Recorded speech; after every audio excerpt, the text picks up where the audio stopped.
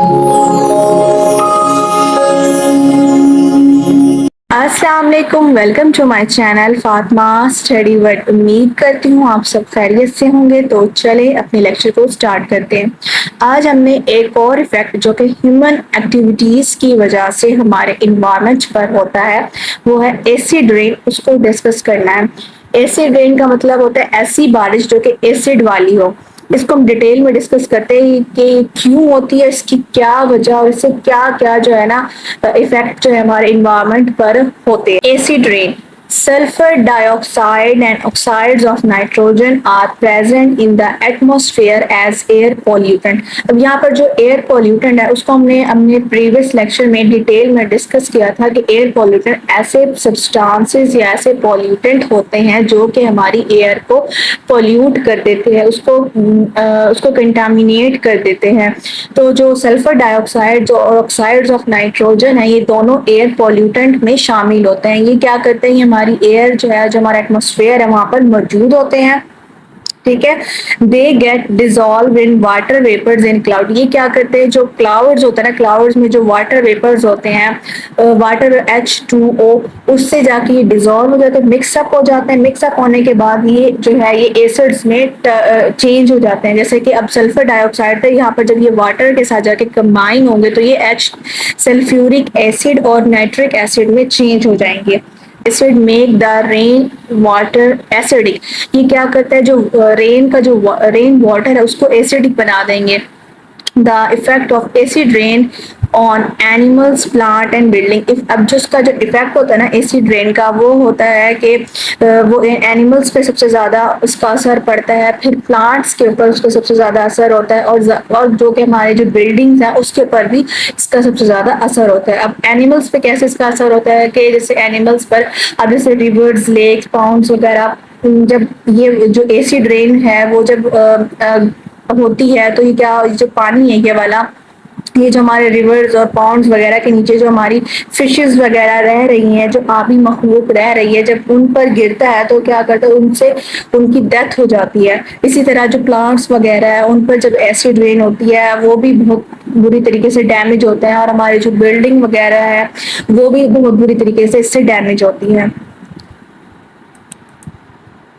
यहाँ पर उन्होंने दिखाया हुआ है कि fish killed by acid rain water. अब जब एसिड रेन होती है तो जो रिवर्स, लेक्स, पॉन्ड्स वगैरह के नीचे जो फिशेस वगैरह रह रही होती हैं उन पर जब ये एसिड रेन होती है तो उससे वो बहुत बुरी तरीके से डैमेज होता है, और यहाँ तक कि वो मर भी जाती है वो फिशेस वगैरह।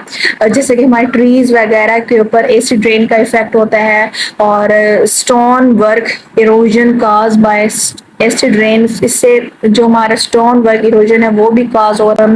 Erosion of metals cause by acid rain, जो मेटल, हमारा जो मेटल है उससे भी उसकी जो है ना क्या कहते हैं, उसे जंग लग जाना, वो हो रहा है एसिड रेन की वजह से। तमाम जो है ना ये एसिड रेन के उन्होंने इफेक्ट दिखाए हुए हैं। Acid rain kills the aquatic life in reverse. Aquatic का मतलब जो पानी के नीचे रहने वाली मखलूक है, आबी मखलूक उसे कहते हैं। In river, lakes and pounds etc. It destroy the leaves and barks of the leaves. ये ट्रीज के जो लीव्स होती हैं और जो बार्क्स वगैरह होती है उसको भी डिस्ट्रॉय करें, तबाह करें। It corrodes the metals and the stones used in building. ये जो है ये मेटल्स और स्टोन जो कि बिल्डिंग में यूज होता है उसको भी जो है वो डैमेज कर रही है। The acid rain water flowing into field makes the soil acidic. इसकी वजह से जो सॉइल हमारी वो भी एसिडिक होती जा रही है। The crops do not grow well in acidic soil. अब जो हमारी क्रॉप, जो हमारी फसलें वगैरह होती हैं वो एसिडिक सॉइल में प्रॉपरली ग्रो नहीं कर सकती, तो इसकी वजह से हमारी क्रॉप जो है वो भी उसको भी इफेक्ट हो रहा है। Micro organisms present in soil are also affected by acid. और जो माइक्रो ऑर्गेनिज्म जो सॉइल्स के अंदर मौजूद होते हैं वो भी इस एसिड रेन की वजह से इफेक्ट हो रहे हैं। ओवरऑल एसिड रेन के हमारे ऊपर, या जैसे कि जो और लिविंग थिंग्स हैं, एनिमल्स, प्लांट, या हमारे यहाँ तक कि हमारी बिल्डिंग्स वगैरह भी जो है वो एसिड रेन की वजह से इफेक्ट हो रही है। एसिड रेन किसकी वजह से कॉज हो रही है, ह्यूमन की वजह से ही कॉज हो रही है, क्योंकि वो क्या करते हैं कि जो फॉसिल फ्यूल्स वगैरह होती हैं, जैसे पेट्रोलियम, गैस और ये तमाम चीजें, फ्यूल्स वगैरह को जब वो बर्न करते हैं, चाहे वो इंडस्ट्रीज है या है, फैक्ट्रीज है या वैसे ही, तो उससे क्या होता है कि ये जो एयर पॉल्यूटेंट है, सल्फर डाइऑक्साइड और ऑक्साइड्स ऑफ नाइट्रोजन, ये प्रोड्यूस होता है, ये प्रोड्यूस होते हैं तो ये हमारी एयर के अंदर जाके मिक्स हो जाता है।